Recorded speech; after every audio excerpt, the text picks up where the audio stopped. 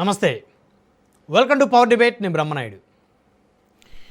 Governor quota ఎమ్మెల్సీలు 2 స్థానాలు ఖాళీ అయ్యాయి. ఈ 2 స్థానాల కోసం ఆశావహులు పెద్ద ఎత్తున ఎదురు చూస్తున్నారు. ప్రత్యేకంగా చెప్పాలంటే 2024 ఎన్నికల్లో ఎమ్మెల్యేలుగా పోటీ చేయాలి అనుకొని కూటమి వలన టికెట్లు కోల్పోయినటువంటి 3 పార్టీల నాయకులు, అంటే తెలుగుదేశం త్యాగం చేసినటువంటి నియోజకవర్గాల్లో టీడీపీ నేతలు ఆశావాలుగా ఉన్నారు. జనసేన కొన్ని నియోజకవర్గాల్లో బలంగా ఉన్న నియోజకవర్గాలు వదులుకున్న తరుణంలో జనసేన పార్టీకి సంబంధించి వాళ్ళలో కూడా కొంతమంది ఆశావాళ్ళు ఉన్నారు. ఇక బీజేపీలో కూడా చెప్పాల్సినటువంటి అవసరం లేదు. అయితే ఈ యొక్క ఎమ్మెల్సీ స్థానాలు ఎవరికి దక్కుతాయి అనే దాని మీద అయితే ఒక ఆసక్తికర చర్చ నడుస్తూ ఉంది. ఎందుకంటే చాలామంది ప్రధానంగా రాష్ట్ర స్థాయి నాయకులుగా ముద్రపడినటువంటి వాళ్ళు కూడా పోటాపోటీ పడుతున్న పరిస్థితి ఉంది ఎమ్మెల్సీ స్థానాలకు సంబంధించి. మరొక అంశం చూస్తే కొందరు ఎమ్మెల్యేల పనితీరుపై కూటమి పార్టీల అధిష్టానాలు సీరియస్గా ఉన్నాయి. గీత దాటే వారిపై ఇక మీదట వేటేసేందుకు ఏమాత్రం వెనకాడబోమని పార్టీల అధిష్టానాలు హెచ్చరికలు కూడా జారీ చేశాయి. అటు టీడీపీ ఇటు జనసేన అధిష్టానాలు అయితే కొంతమంది వారి పార్టీల ఎమ్మెల్యేల వ్యవహార శైలిపై ఇప్పటికే అసంతృప్తిగా ఉన్నారు, విసిగిపోయి ఉన్నారు. కొన్ని నియోజకవర్గాల్లో రానున్న రోజుల్లో ఎమ్మెల్యేలు ఉన్నటువంటి ఇటు జనసేన అటు టీడీపీ ఎమ్మెల్యేలు ఉన్న నియోజకవర్గాల్లో కొన్ని నియోజకవర్గాల్లో ఎమ్మెల్యేల మీద విపరీతమైన వ్యతిరేకత ఉన్న నియోజకవర్గాల్లో ఇన్ఛార్జీలని ప్రకటించేటువంటి ఒక ప్రక్రియ కూడా జరుగుతోంది. ఇక మరొక అంశం చూస్తే వైకాపా అధినేత మాజీ సీఎం వైఎస్ జగన్ శ్రీకాకుళం పర్యటన ఆసక్తికరంగా మారింది. అయితే పెద్ద ఎత్తున ప్రజలు కూడా జగన్కి స్వాగతం పలికారు. ఏదైతే జైల్లో ఉన్నటువంటి మాజీ మంత్రి వైకాపా నేత సీదిరి అప్పలరాజుతో ములాఖత్ అవ్వటం కోసం వచ్చినటువంటి వైకాపా అధినేతకి అడుగడుగున ప్రజలు మరి స్వాగతం పలికిన పరిస్థితి కనపడతా ఉంది. అయితే తప్పు చేసి నా కేసులో మరి కుమారుడు తప్పు చేస్తే దాన్ని కప్పిపుచ్చాలనుకున్నటువంటి తరుణంలో మరి ఆయన పోలీసులకు అడ్డంగా దొరికిపోయారు. మరి ఏ విధంగా ఆయనకు మీరు సపోర్ట్ చేస్తారంటూ ఇటు తెలుగుదేశం జనసేన శ్రేణులు మాట్లాడుతూ ఉన్నారు. చెయ్యని తప్పుకి అన్యాయంగా మాజీ మంత్రిని సీదిరి అప్పలరాజుని ఈ కూటమి ప్రభుత్వం జైలు పాలు చేసిందని చెప్పేసి వైఎస్ జగన్ మాట్లాడుతున్నారు. ఈ అంశాలన్నీ చర్చిద్దాం. ఇదే వాళ్ళ పవర్ డిబేట్, కూటమి వర్సెస్ వైసీపీ. ఇక ఆ డిబేట్లో మనతో పాల్గొంటున్నారు కాసరగడ్డ నాగార్జున గారు, బీజేపీ నుంచి వారు మనతోటి స్టూడియోలో జాయిన్ అయ్యారు. అదేవిధంగా షేక్ మొయినుద్దీన్ గారు, వైఎస్ఆర్ కాంగ్రెస్ పార్టీ నాయకులు, వారు మనతోటి జూమ్ కాల్లో జాయిన్ అయ్యారు. అదేవిధంగా సింగళూరు వెంకటేష్ గారు, రాజకీయ విశ్లేషకులు, సీనియర్ అడ్వకేట్, వారు మనతో జూమ్ కాల్లో జాయిన్ అయ్యారు. ఇక బండారు వంశీకృష్ణ గారు, తెలుగుదేశం పార్టీ నుంచి, వారు కూడా మరికొద్దిసేపులో మనతో జూమ్ కాల్లో జాయిన్ అయ్యారు. రైట్, ముందు మనం వైకాపా నుంచి మొయినుద్దీన్ గారు ఉన్నారు, వారితో మాట్లాడదాం. మొయినుద్దీన్ గారు, గుడ్ ఈవినింగ్ అండి. Good evening sir. సో మొదటి అంశం, ఇప్పుడు కూటమిలో మనం 3 అంశాలు ప్రధానం తీసుకున్నాం. మొదటి అంశం జగన్ గారి పర్యటన ఎలా సాగింది, ఎలా సాగుతుంది, శ్రీకాకుళం ఆయన పర్యటన, సీదిరి అప్పలరాజు గారిని వారితో ములాఖత్ అవుదామని చెప్పేసి వారు ఏ విధంగా వెళ్తారు, ఏమి ఇండికేషన్ ఇస్తున్నారంటూ ఇటు కూటమి పార్టీలు కూడా జగన్మోహన్ రెడ్డి గారిని విమర్శిస్తూ ఉన్నాయి.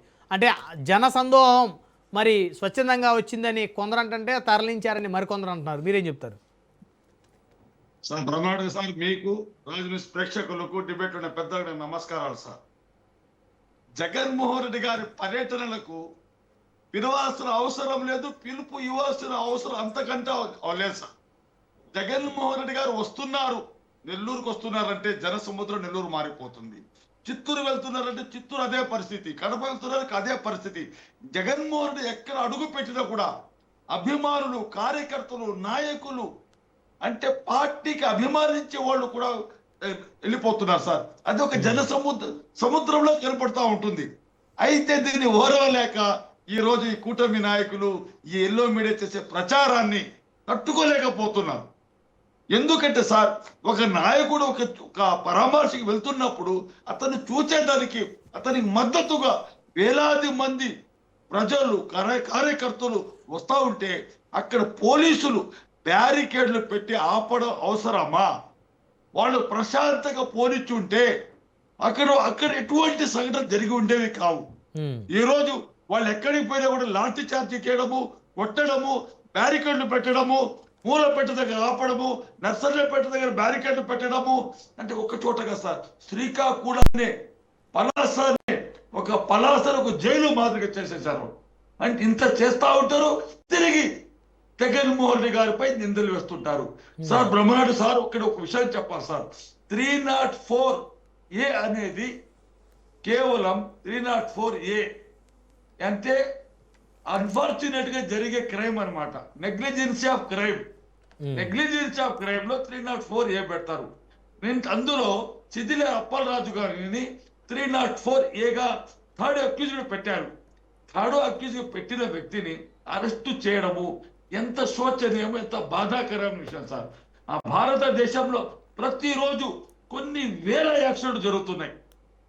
ఇన్ని వేల యాక్సిడెంట్ జరుగుతుంటే ఎన్నో లక్షల మంది చనిపోతున్నారు సంవత్సరానికి. కొన్ని లక్షల మంది ఒక్కొక్క రోజు ఒక్కొక్క జిల్లాలో దాదాపు 30-40 మంది చనిపోతా ఉంటారు కేవలం యాక్సిడెంట్లోని. అంటే వాళ్ళ కుటుంబాన్ని తీసుకుని అరెస్ట్ చేస్తారా? బోండా ఉమా కుమారుడు అరెస్ట్ యాక్సిడెంట్ చేస్తే ఒక వ్యక్తి చనిపోతే బోండా ఉమాను అరెస్ట్ చేశారా?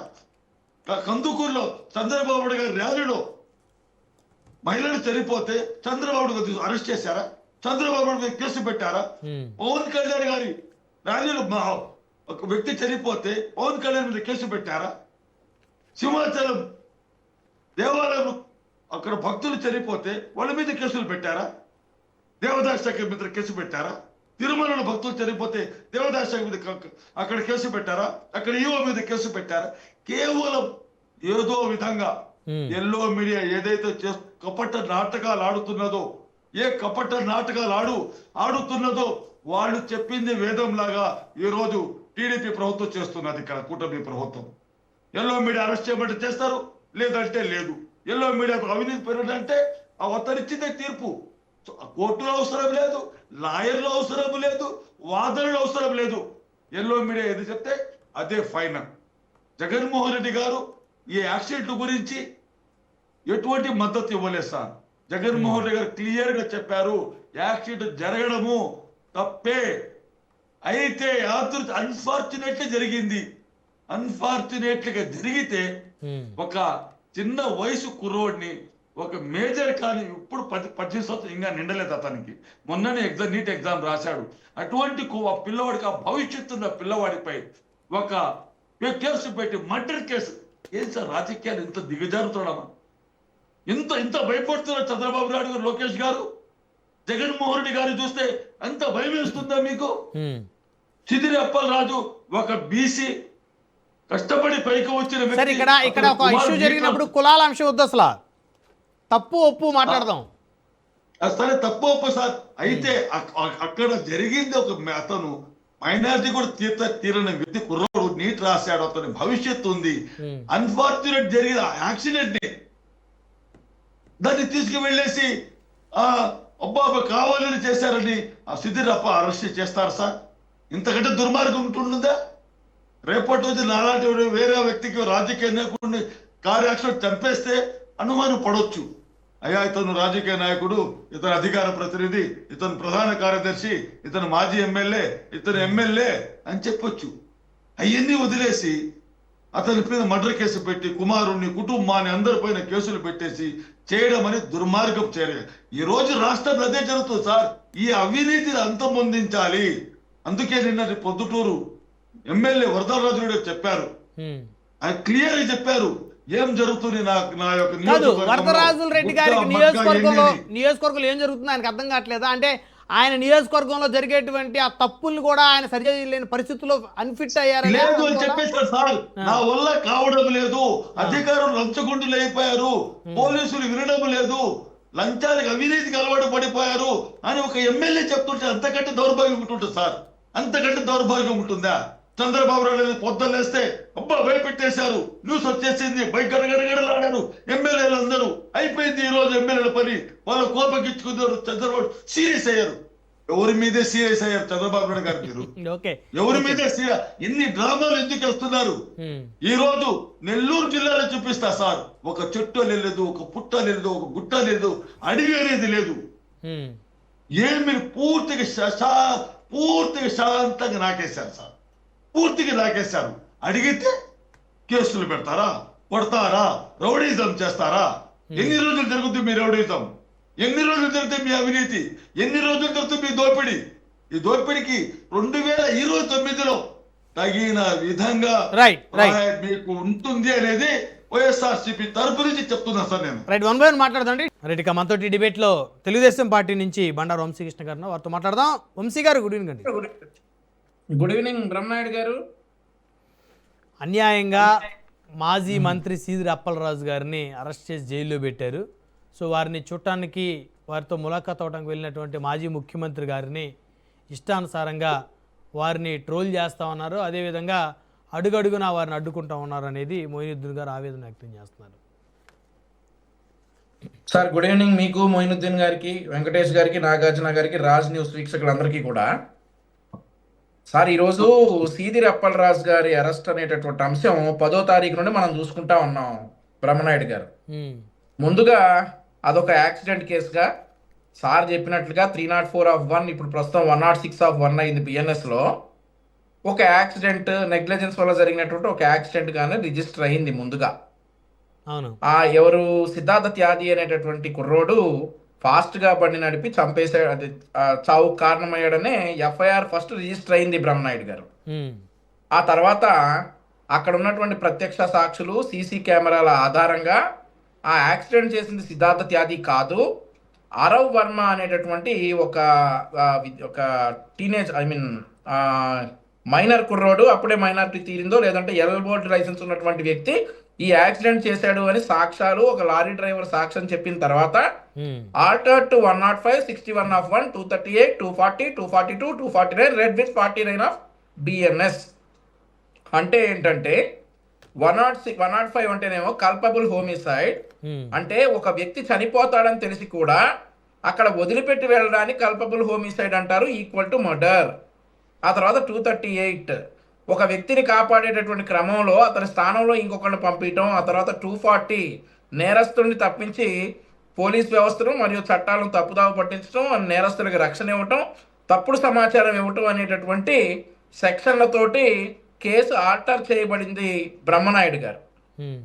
సో ఇక్కడ అరవ్ వర్మ వాహనం రాయల్ ఎన్ఫీల్డ్ నడిపింది అబద్ధమా, అతను యాక్సిడెంట్ చేసింది అబద్ధమా, అతను సరిపోయింది అబద్ధమా, సీదిరి అప్పలరాజు గారు అతని కుమారుని తీసుకుని హాస్పిటల్లో ట్రీట్మెంట్ ఇప్పించింది అబద్ధమా, ఆ ట్రీట్మెంట్ ఇప్పించే క్రమంలో సిద్ధార్థ త్యాగి అనే పిల్లోడిని అరవ్ వర్మ స్థానంలో తీసుకెళ్ళింది అబద్ధమా, లేక సీదిరి అప్పలరాజు గారు పోలీసుల నుండి తన కుమారుని కాపాడటానికి చేసినటువంటి ఈ కుట్రలన్నీ అబద్ధమా? ఇది అక్రమ కేసు అవుతుందా?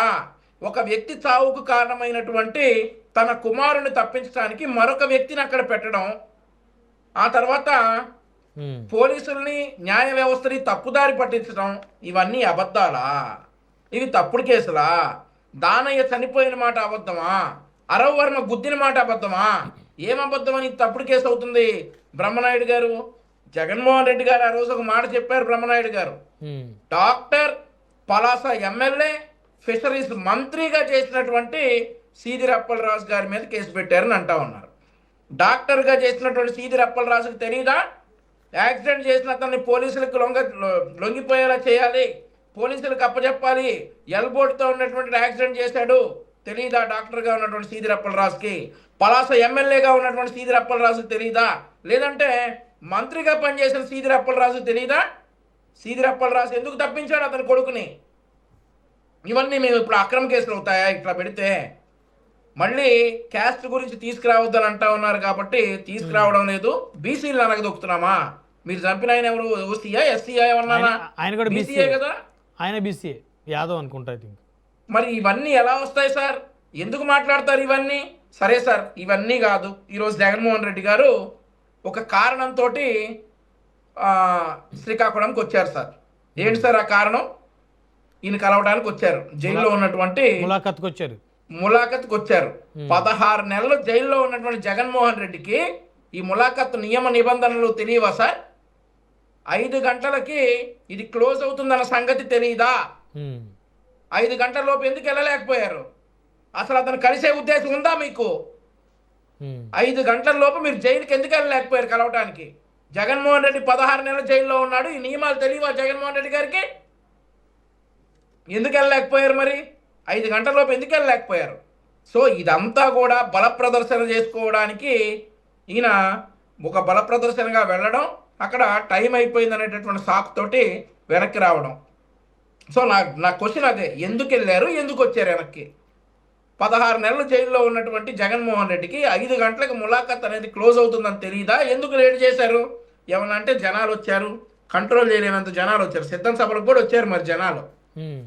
ఏమైంది? సిద్ధం సభలకు కూడా వచ్చారు జనాలు. మరి మరొకటి ఏంటంటే, జగన్మోహన్ రెడ్డి గారికి క్లియర్గా తెలుసు, ఆయన ముందు కథలు తలుచుకుంటే కదలొచ్చు. ఇది బల ప్రదర్శన చేయడానికి, నాకు ఇంతమంది ఉన్నారని అప్పుడప్పుడు చెప్పడానికి జగన్మోహన్ రెడ్డి గారు ఈ పని చేయటం. ఈరోజు ఎవడైనా కానీ బల ప్రదర్శన ఏం అవసరం ఉంటుంది? ఆయన ఆల్రెడీ ఒకసారి ముఖ్యమంత్రిగా పనిచేసిన వ్యక్తి 5 సంవత్సరాల పాటు ముఖ్యమంత్రిగా ఉన్నారు. ప్రత్యేకంగా బలం చూపించుకోవాల్సిన అవసరం ఏముంటుంది ఆయనకి? మరి ఎందుకు సార్, ఎందుకు మరి లేట్ అయింది? అంటే ఆయన కలవడానికి, అడుగడుగున ఆయన చూడటానికి వేలాది మంది పబ్లిక్ వచ్చిన పరిస్థితి కనబడుతుంది కదా. వేలాది మంది పబ్లిక్ తరలిస్తేనే వస్తారు సార్. ఓకే, తరలించబట్టే వచ్చారు వాళ్ళంతా కూడా. లేదు, జగన్మోహన్ రెడ్డి గారు చాలా స్ట్రిక్ట్ గా చెప్పారు, 5 గంటలకు ఆయన జైలు టైం ముగిసిద్ది, అక్కడికి వెళ్ళాలి అని అంటే ఆయన వెళ్ళదలుచుకుంటే ఎలాగైనా వెళ్తాడు. ఎందుకు వెళ్ళలేదు జైలుకి? ఈరోజు వచ్చిన పని ఏంటి? సరే, ఆయన స్కెడ్యూల్స్ గురించి నేను మాట్లాడకూడదు, కానీ రేపు ఒకవేళ చాలా ఇంపార్టెంట్ పని ఉంటే, ఒకవేళ రేపటి రోజు చాలా ఇంపార్టెంట్ పని ఉంటే ఆయన తిరిగి మరి తాడేపల్లికో బెంగళూరుకో వెళ్ళాలి. మరి రేపు ఒక రోజు అంత ఇంపార్టెంట్ పనులేమీ లేనప్పుడు, నిజంగా మీకు సీదిరి అప్పలరాజుని కలిసేటటువంటి ఉద్దేశం ఉంటే ఈ రాత్రి శ్రీకాకుళంలో బస చేసి పొద్దున్నే సీదిరి అప్పలరాజు గారిని కలవాలి కదా. ఓకే, కలవకుండా ఎందుకు వస్తున్నారు వెనక్కి? ఇంతమంది జనాలు వచ్చారని చెప్తా ఉన్నారు. ఇందాక నా మొయినుద్దీన్ గారు అంటా ఉన్నారు, భయం జగన్మోహన్ రెడ్డి గారిని చూస్తే అని. మాకు భయమే, ప్రజల ప్రాణాలు ఎక్కడ తీస్తారో అని భయం మాకు. అమాయకులైనటువంటి సింగయ్య లాంటి వాళ్ళు, అంబులెన్స్లో చిక్కుని చనిపోయినటువంటి దినేష్ లాంటి వాళ్ళు ఎక్కడ చనిపోతారోనని భయం. మీకు శవం కావాలి కదా, మళ్ళీ ఎవడం చనిపోతే మళ్ళీ పరామర్శల పేరుతో బల ప్రదర్శన చేసుకోవచ్చు అనే ఉద్దేశంతో మీరు ఉంటారు. ఒక్క ప్రాణం కూడా పోకూడదనే ఉద్దేశంతో మా కూటమి ప్రభుత్వం, మా పార్టీలు ఉంటాయి. ఏదో ఒక ప్రాణం పోకపోదా మళ్ళీ పరామర్శలు అని చెప్పేసి రెచ్చగొడదాం జనాల్ని, మళ్ళీ ప్రదర్శనలు చేద్దాం అనేటువంటి ఉద్దేశంతో మీరు ఉంటారు. ఎక్కడ జనాలు చనిపోతారో అనేటువంటి భయంతో మేము ఉంటాం. మాకు ప్రజల ప్రాణాల పట్ల అంత చిత్తశుద్ధి ఉంది. మీరు అది కాదు కదా, ఏదో ఒక శవం దొరకపోదా అనేది మీ బాధ, ఒక్క ప్రాణం కూడా పోకూడదు అనేది మా బాధ. There is lot of difference Brahmanayudu గారు. Okay okay okay, one by one మాట్లాడండి. చూసి భయపడాలా? 151 వచ్చినప్పుడే భయపడాలా? జగన్మోహన్ రెడ్డిని చూసి 11 వచ్చినప్పుడు భయపడాలా? Right right right. ఇక మనతో జూమ్ కాల్ జాయిన్ అయ్యారు సింగళూరు వెంకటేష్ గారు, సీనియర్ రాజకీయ విశ్లేషకులు, హైకోర్టు అడ్వకేట్. వెంకటేష్ గారు, గుడ్ ఈవినింగ్ అండి.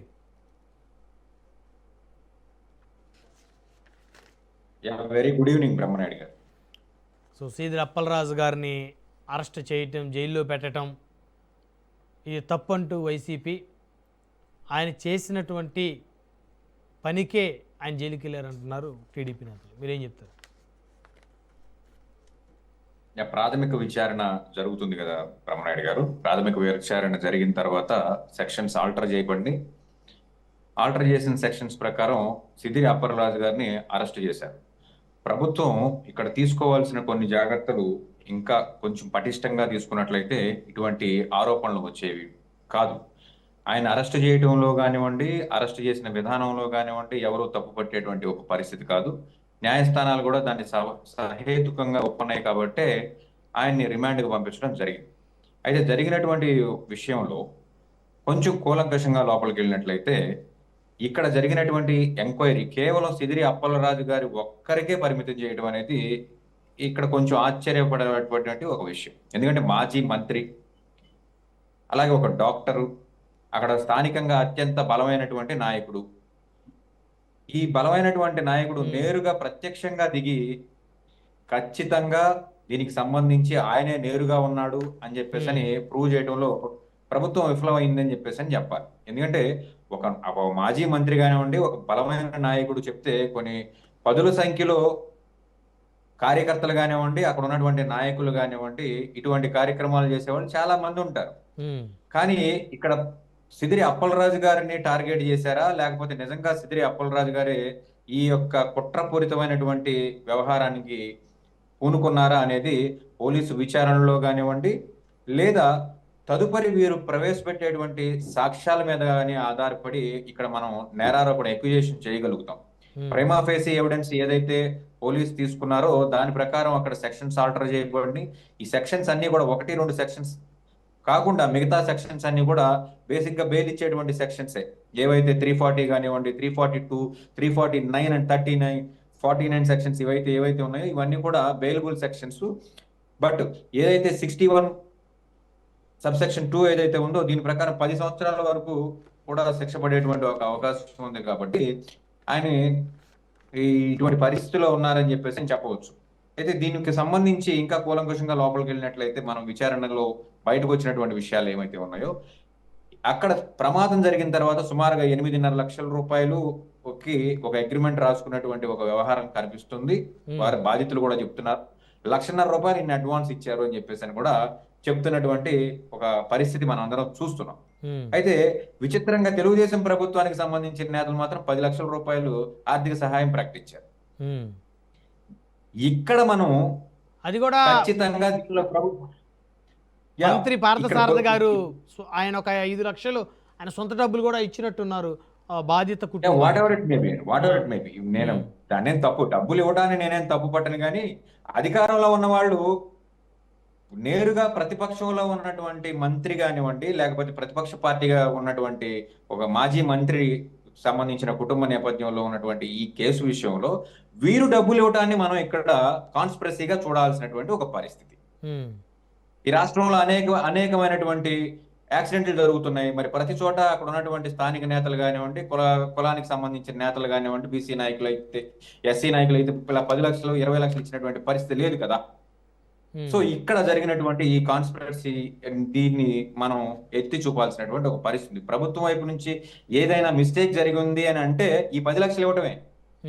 నేరుగా ముఖ్యమంత్రి గారు దీని మీద చర్యలు తీసుకుని ఏదైనా ప్రభుత్వం నుంచి ఇచ్చినట్లయితే దీన్ని మనం తప్పు పట్టాల్సిన అవసరం కూడా ఉండేది కాదు. కానీ అక్కడ ఉన్నటువంటి స్థానిక నేతలు ఇచ్చారు. స్థానిక నేతలు ఏదైతే వీళ్ళు అగ్రిమెంట్ చేసుకున్న 10 లక్షలకి వాళ్ళు మేము 10 లక్షలు ఇచ్చాం కాబట్టి మీరు సాక్ష్యం చెప్పండి, లేకపోతే ఎదురు తిరగండి అని చెప్పేసి ఉసిగొలిపారా అనేది ఇక్కడ వీళ్ళు ఎస్టాబ్లిష్ చేసేటువంటి సాక్ష్యాల్లో, కోర్టు ఎస్టాబ్లిష్ చేసేటువంటి సాక్ష్యాల్లో తేలుతుంది. భవిష్యత్తులో దానికి సంబంధించి దానికి విచారణ జరుగుతుంది, ఎంక్వైరీ జరుగుతుంది, ట్రయల్ జరుగుతుంది. వాళ్ళ యొక్క దోషులైతే శిక్షలు పడతాయి, నిర్దోషులైతే బేషరతుగా. ఒక అడ్వకేట్ గా మీరేం చెప్తారు వెంకటేష్ గారు? సీదా అప్పలరాజు గారికి అన్యాయం జరిగిందంటారా, లేకపోతే చట్టం తన పని తాను చేసుకోపోయిందంటారా, అదే ప్రభుత్వం ఏమైనా స్పెషల్ ఇంట్రెస్ట్ తీసుకొని అప్పలరాజు గారిని ఇబ్బంది పడుతుందంటారు? ఒక అడ్వకేట్గా మీరేం చెప్తారు? ఇక్కడ బ్రహ్మనాయుడు గారు ఒక అడ్వకేట్ గా చెప్పాలి అని అంటే ఖచ్చితంగా నేరం జరిగింది. చట్ట ప్రకారం అయితే ఇటువంటి అగ్రిమెంట్స్, ఇలాంటి బయట చేసుకునే అగ్రిమెంట్స్ ఏవి కూడా చెల్లవు, చేయకూడదు కూడా. కాబట్టి చట్టం తన పని తాను చేసిందనే చెప్పాలి. ఇక్కడ interference of the local politicians, ఎవరైతే బాధితుల్ని పరామర్శించారో, ఎవరైతే బాధితులకి నేరుగా ధన సహాయం చేశారో వారి యొక్క ధన సహాయం వల్ల ఇక్కడ కాన్స్పిరసీ ఉంది, అప్పలరాజుని ఇబ్బంది పెట్టాలి అని చెప్పేసనే వాళ్ళు ఇచ్చినటువంటి ఇస్తానన్నటువంటి అమౌంట్ మేమే ఇచ్చాము అని చెప్పేసి అని చెప్తున్నారు. కాబట్టి ఇక్కడ దీన్ని మనం ప్రభుత్వానికి మనం ఆపాదించకూడదు, కానీ లోకల్లో ఉన్నటువంటి పొలిటీషియన్స్ వాళ్ళ యొక్క బలాబలాలు ఇక్కడ మనం మాట్లాడుకోవాల్సినటువంటి ఒక పరిస్థితి. ఈ రోజు బెయిల్ అయితే వచ్చింది. అక్కడ ఆరో వర్మ ఎవరైతే ఉన్నారో, సిదిరి అప్పలరాజు గారి కుమారుడు ఎవరైతే ఉన్నారో అతనికి బెయిల్ వచ్చింది. ఎప్పుడైనా సరే ఒక ప్రమాదాన్ని ప్రమాదంగానే చూడాలి. ప్రభుత్వం కూడా నాకు తెలిసినంత వరకు ప్రమాదంగానే చూసింది. కానీ ఫర్దర్ గా జరిగినటువంటి యాక్టివిటీస్ ఏవైతే ఉన్నాయో ఈ యాక్టివిటీస్ లో కాన్స్పిరసీ ఉంది అని చెప్పేసి అని అంటున్నారు. కాబట్టి దాని యొక్క నిజ నిర్ధారణ ప్రభుత్వం ఖచ్చితంగా తెలుస్తుంది. ఛార్జ్ షీట్ ఫైల్ చేసిన తర్వాత ఏమేం జరిగింది, వాళ్ళ దగ్గర ఉన్నటువంటి గూగుల్ టేక్అవుట్స్ ఏవైతే ఉన్నాయని చెప్పేసి అని అంటున్నారు, అవన్నీ బయటకు వస్తాయి.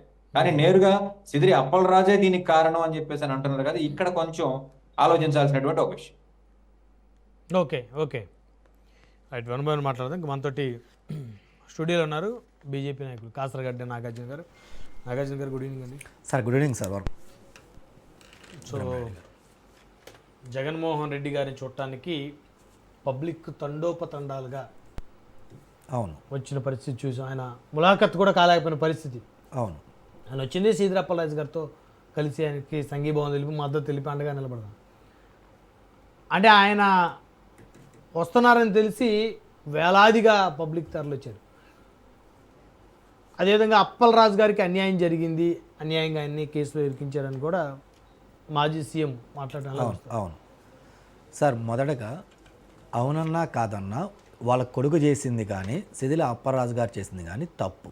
అది అందరికీ తెలుసు, సభ్య సమాజానికి కానీ ఇప్పుడు వైసీపీ సోదరులకు తెలుసు, ప్రతి పార్టీలో ఉన్న నాయకులకు అందరికీ తెలుసు. తప్పు జరిగినప్పుడు జగన్మోహన్ రెడ్డి గారు దాన్ని అక్కడితో వదిలేసి ఆయన ఇంకొక ప్రజా సమస్యల మీద దృష్టి పెట్టి ఇంకో కార్యక్రమానికి వెళ్తే బాగుండేది. కానీ ఈయన ఇదే కార్యక్రమానికి పదే పదే తీసుకురావటం వల్ల మాకైతే మేలు జరుగుతుంది, ప్రజలకు కూడా అర్థమవుతుంది ఏ కార్యక్రమాలకు వెళ్తున్నారు, దేనికి వెళ్తున్నారు, ఏం చేశారని చెప్పి వెళ్తున్నారని చెప్పి ప్రజలకి ఇండైరెక్ట్గా ఈయనే పబ్లిసిటీ ఇస్తున్నారు. Point number 1. పాయింట్ నెంబర్ 2, సరే మీ నాయకుడిని మీరు పరామర్శించాలనుకున్నారు, తప్పులేదు. మంచో చెడో మీరు అండగా ఉండాలనుకున్నారు, మీ పార్టీ స్టాండ్ ఏదో మీరు తీసుకున్నారు. నా సందేహం ఏంటంటే రేపు 1వ తారీఖు భోగాపురం ఎయిర్పోర్టు ఓపెనింగ్లో ఉంది. మరో 2 రోజుల్లో ప్రధానమంత్రిగా రాబోతున్నారు. ఎక్కడికక్కడికి పోలీసులు ఉంటారు, బ్యారికేడ్స్ ఉంటారు, బందోబస్తు విపరీతంగా ఉంటుంది. ఈ సమయంలో దేనికి మీరు జగన్మోహన్ రెడ్డి గారు వెళ్ళాల్సింది? 4 రోజులు ఆగి వెళ్ళవచ్చుగా. దాదాపు 1 వీక్ 10 డేస్ నుంచి ప్రధానమంత్రి గారు వస్తున్నారని చెప్పి టీడీపీ కానీ భారతీయ జనతా పార్టీ కానీ జనసేన సోదరులు కానీ సోషల్ మీడియాలో విపరీతంగా ట్రోల్ చేస్తున్నారు, వీడియోలు పెడుతున్నారు, ప్రధాని గారిని ఇన్వైట్ చేస్తున్నాం, ఆయన చేతే ఇంటర్నేషనల్ ఎయిర్పోర్ట్ ఓపెన్ చేపిస్తున్నాం అని చెప్పి విపరీతంగా చెప్తా వచ్చినాం. మీరు ఇప్పటికిప్పటికీ ఒక 2-3 రోజులు ముందే అనుకొని ఈ కార్యక్రమం పెట్టాల్సిన అవసరం ఏంది? ఒక 4 రోజులు 2 రోజులు ఆగి మా కార్యక్రమం అయిపోయిన తర్వాత మీ కార్యక్రమం పెట్టుకోవచ్చు కదా. ఎందుకు భోగాపురం ఎయిర్పోర్ట్ అనే ఇష్యూని మీరు డైవర్ట్ చేయడానికి ఇప్పుడు ఈ కార్యక్రమం పెట్టారా? దేనికోసం పెట్టారు? ఒక పాయింట్. నెక్స్ట్, మరి వైజాగ్ వెళ్ళినప్పుడు గతంలో కూడా మనం చూసినాం, ఒక ముసలాన్ని అడిగారు, అమ్మ మీరు జగన్మోహన్ రెడ్డి గారు చూడటానికి వస్తున్నారా? ఏంటంటే అదేం లేదయ్యా, మేము ఖాళీగా ఉన్నాం, మాకు 100 రూపాయలు డబ్బులు ఇస్తా అన్నారు, కనీసం వాటర్ ప్యాకెట్ కూడా తినడానికి ఫుడ్ కూడా లేదయ్యా. మమ్మల్ని ఒక ముసలాం వీడియో వైరల్ అయింది సార్, మీరు చూడలేదనుకుంటే వర్మ గారు.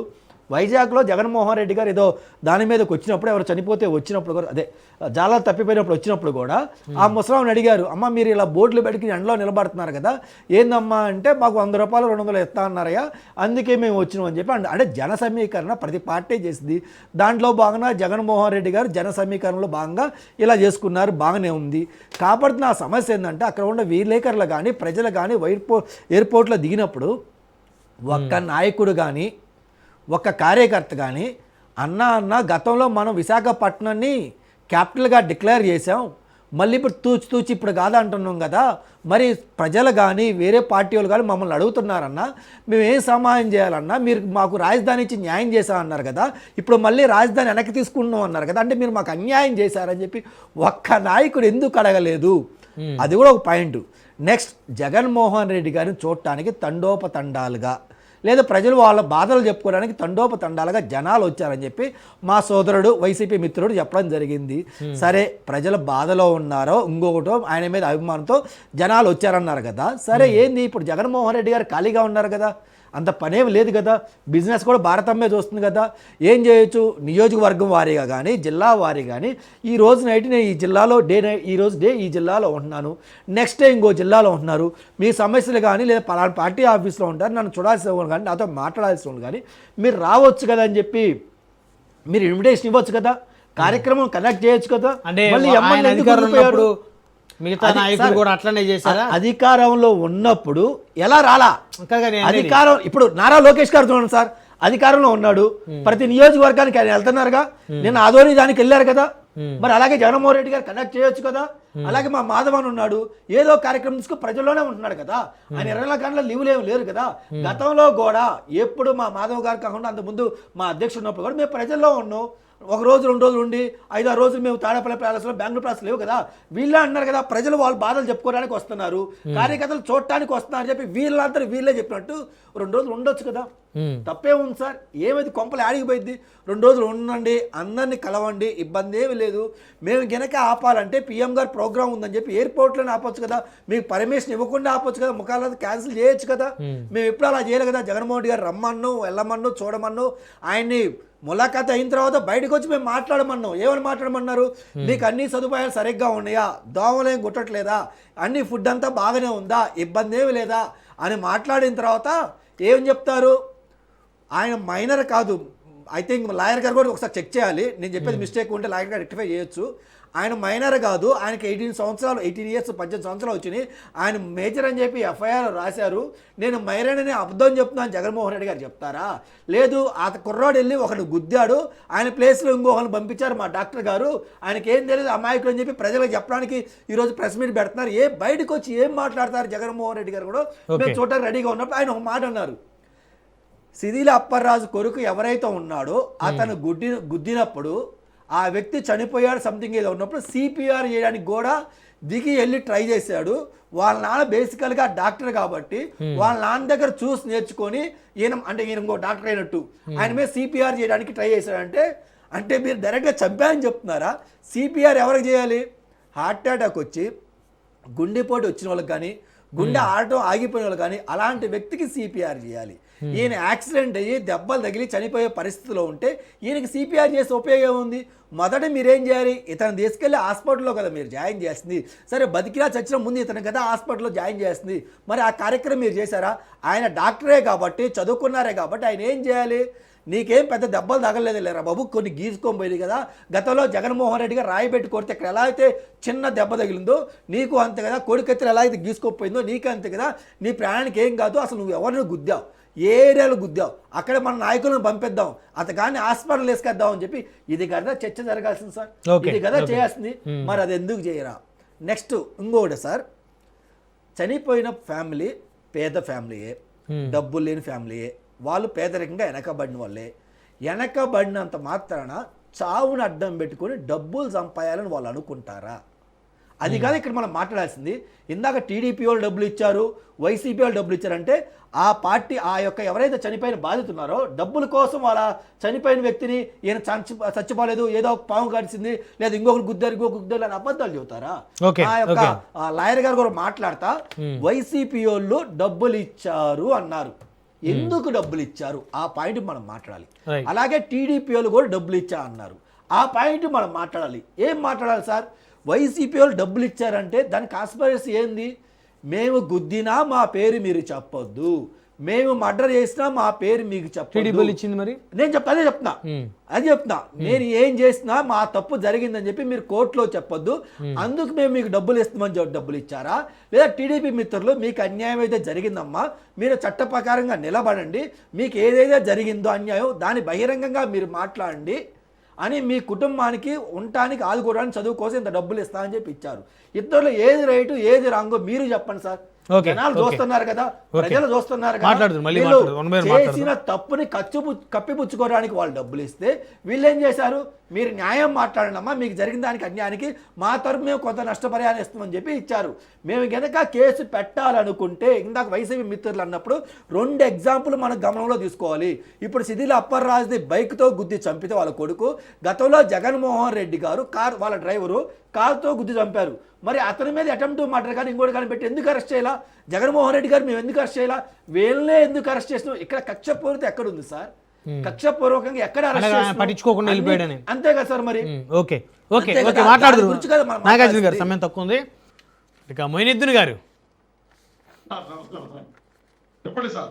సో కంక్లూజన్ ఇస్తారా? ఎమ్మెల్సీల అంశం మీకు అవసరం లేదు కాబట్టి మీరు సిదిల అప్పలరాజు గారి అంశం మీద మీరు కంక్లూజన్ ఇవ్వండి.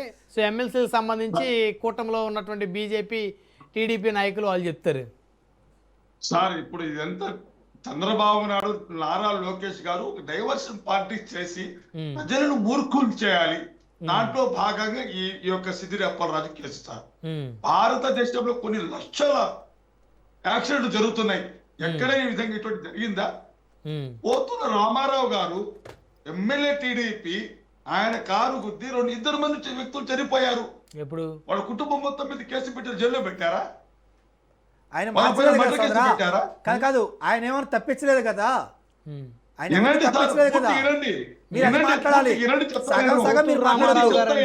చీరాల ఆయన ఎమ్మెల్యే చేసి కూడా 20 సంవత్సరాలు లేనట్టుంది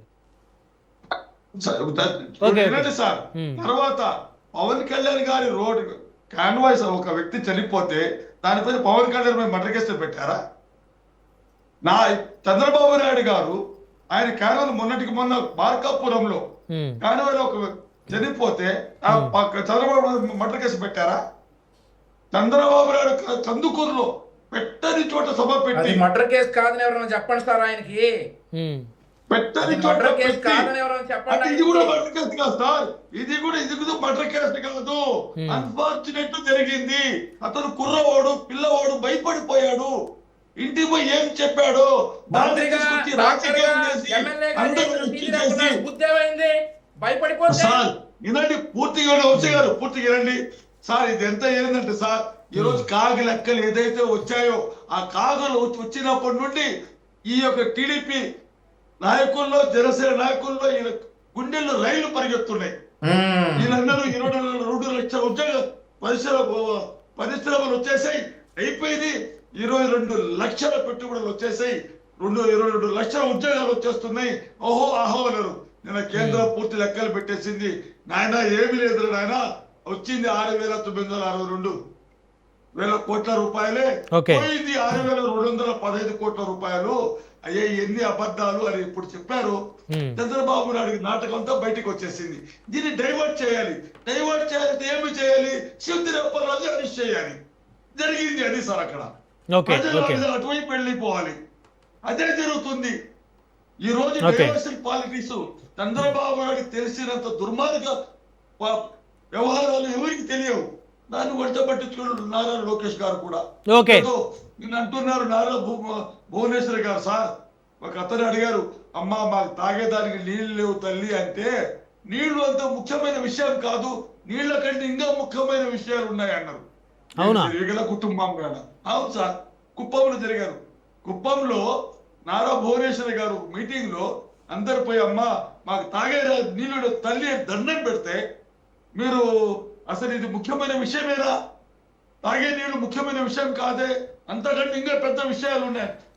రైట్ మహేంద్ర గారు, సమయం లేదు, ఏముంటుంది సార్? సమయం లేదు, కంక్లూడ్ తీసుకుందాం. వంశీ గారు సార్ కంక్లూడ్ చేయమంటారా? ఇంకేదన్నా ఉందా సార్ టాపిక్? ఎమ్మెల్సీల వ్యవహారం కూడా కొత్తగా ఇద్దరికి గవర్నర్ కోటాలో ఎమ్మెల్సీల వ్యవహారం అనేది 2 ఎమ్మెల్సీలు ఖాళీ అవుతా ఉన్నాయి సార్. కూటమి ప్రభుత్వంలో 3 పార్టీలు చర్చించుకొని మా అధినేతలు నిర్ణయిస్తారు ఎవరికనేది. నాకు తెలిసి ఒక 2-3 రోజుల్లో వచ్చేస్తుంది. ఎవరైతే సీనియర్లు త్యాగాలు చేశారో, లేదంటే ఎవరైతే ఆశావాహులు ఉన్నారో, ఎవరైతే ఫిట్టో వాళ్ళకే ఇస్తారు. డెఫినెట్లీ డోర్ డెలివరీ అంటే డోర్ డెలివరీ చేసే వాళ్ళకైతే ఎవరు ఎవరైతే ఫిట్ అంటే రానోళ్ళు ఫిట్ కాదనా? అలాగా సార్, అలాగా ఎవరైతే మోస్ట్ ఎలిజిబుల్ కాదు, మళ్ళీ ఇది కాంట్రవర్సీ అయింది. ఎవరైతే ఫిట్ అంటే ఇప్పుడు 10 మంది సీనియర్లు పోటీ పడుతున్నారు. ప్రయారిటీ వైజ్ కాంట్రవర్సీ అవ్వదు, ఏమీ అవ్వదు. బ్రహ్మనాయుడు గారు, వచ్చే 3 సంవత్సరాల్లో ఇంకా 30 ఎమ్మెల్సీ పదవులు వస్తాయి. సో ఫిట్ అయిన వాళ్ళందరికీ ఖచ్చితంగా తెలుగుదేశం పార్టీలో కానివ్వండి, కూటమి నాయకులు ఓకే, ఓకే. కానివ్వండి, మా అధినేతలు నిర్ణయిస్తారు సార్. ఓకే, మా అధినేతలు నిర్ణయం తీసుకుంటారు. దానికి కట్టుబడి ఆశావాహులందరూ కూడా రాని వారు మరొకసారి ప్రయత్నం చేసుకుంటారు, కానీ తిరుగుబాట్లు అయితే ఉండవని నేను అనుకుంటా ఉన్నా. ఇక మరొకటి ఏంటంటే, మొయినుద్దీన్ గారు మాట్లాడుతా ఉన్నారు, ఏంటేంటో చెప్తా, మర్డర్ కేసు అని ఇన్నిసార్లు చెప్తా ఉన్నారు. ఒకటే ఒక విషయం, జగన్మోహన్ రెడ్డి గారు వారి బాబాయ్ చనిపోతే పాపం 16 గంటలు కారులో ప్రయాణించి మరీ వెళ్ళారు. ఇదే సీదిరి అప్పలరాజు గారిని పరామర్శించడానికి మరి హెలికాప్టర్లో వచ్చారు, అయినా కానీ పరామర్శించలేకపోయారు. అప్పుడు ఎందుకు బాబాయ్ గారి చావుకి కారులో వెళ్ళారు, ఇప్పుడు ఎందుకు హెలికాప్టర్లో వచ్చారో అది గనక అర్థం చేసుకుంటే రాష్ట్రంలో ఉన్నటువంటి గొర్రెల సంఖ్య తగ్గిద్ది. Point number 1. రెండోది ఏంటంటే వంశీ గారు, చంద్రబాబు నాయుడు గారు ఎక్కడ హెలికాప్టర్ కూర్చొని నన్ను చంపేస్తారు భయపడి కారులో పోయారు. అప్పుడు చంద్రబాబు ఇప్పుడు అలా కాదండి,